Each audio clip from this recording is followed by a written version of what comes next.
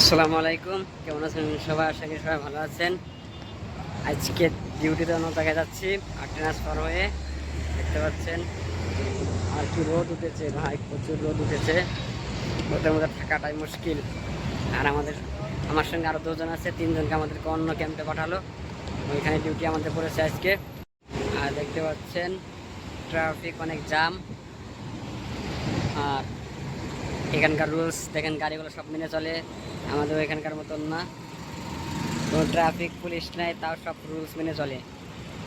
আর ওই 3 নম্বর ক্যাম্প দেখতে পাচ্ছেন, ওটা হলো আমাদের ক্যাম্প। আজকে আমাদের ডিউটি ওইখানে পড়েছে। আর আজকের রোদের তাপমাত্রা অনেক বেশি, বাট আমাদের রোদ্রে কাজ না, রুমের ভিতরে